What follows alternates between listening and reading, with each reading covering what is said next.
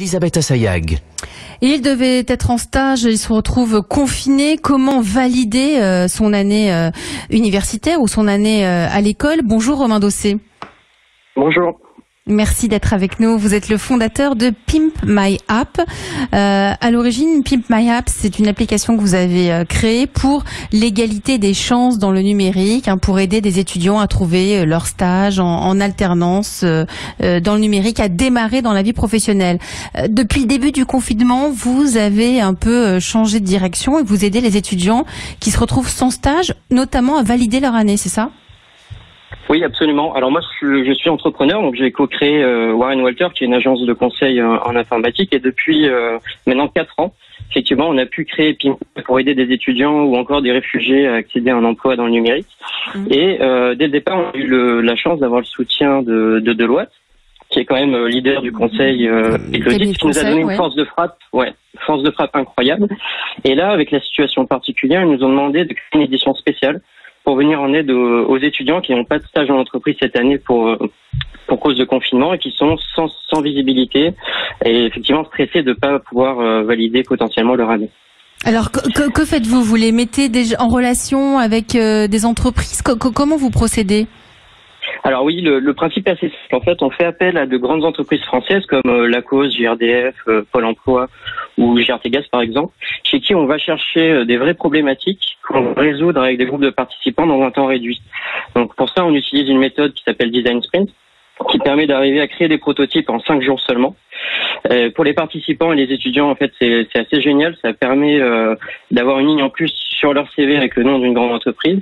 Mais au-delà de ça, ils vivent une réelle expérience professionnelle et collective très intense avec l'apprentissage de la méthode justement Design Sprint, mais aussi des ateliers, des rencontres et du coaching de professionnels. Et tout ça à distance en ce moment? Alors là, c'est une première pour nous, c'est-à-dire qu'on crée une édition 100% à distance avec des outils numériques, donc collaboratifs ou de visioconférence, ce qui nous permet de réduire la fracture géographique avec cette édition aussi, puisqu'on s'adresse à tous les étudiants de France, qui soient de bac avec bac plus 5. Il faut malgré tout avoir une connexion Internet, un ordinateur. On essaie de trouver des solutions pour ceux qui sont pas équipés ou qui sont mal équipés. Mais on s'adresse à tout le monde, effectivement, et à distance. Alors comment ça se passe si un étudiant est intéressé par votre solution? Comment peut-il vous contacter? Alors les candidatures sont ouvertes pour la prochaine session qui aura lieu du 4 au 15 mai. Il faut candidater sur le site pimpmyapp.fr, donc pimpmyap.fr. Il y a 28 places pour cette édition et si le confinement se poursuit, on va probablement organiser plusieurs sessions. Voilà. Et comment réagissent les entreprises? Parce que des milliers d'entreprises sont à l'arrêt, donc comment vous faites? Vous les sollicitez? Comment vous vous organisez? Alors les entreprises, en fait, la méthode qu'on utilise a fait ses preuves par le passé, dans le sens où, d'une part, les personnes qu'on aide, les étudiants, le fait de participer a un réel impact sur leur parcours professionnel, mais côté entreprise, les prototypes qui ont été issus du programme ont été développés en majorité par les entreprises.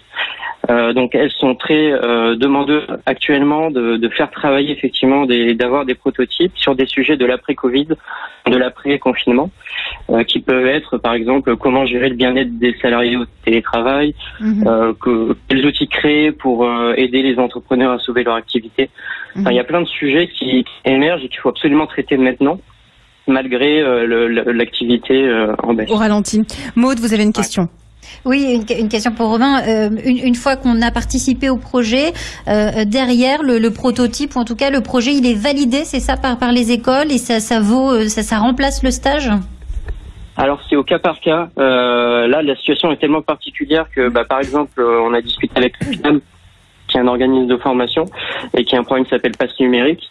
Et certains étudiants qui sont dans ce cas-là peuvent obtenir des dérogations. Et le fait de participer à Pimp My App, ça donne de la matière en plus pour dire j'ai vécu une vraie expérience professionnelle. Même si j'ai pas eu mes 200 heures de stage nécessaires, j'ai quand même pu vivre une vraie expérience professionnelle. Et donc ça peut remplacer. Ils vont être moins à cheval sur les heures précises de stage. Oui, tout à fait. Après c'est au cas par cas avec les écoles. Cet accompagnement est essentiel parce que ça permet de préparer l'après-confinement. Merci Romain Doucet.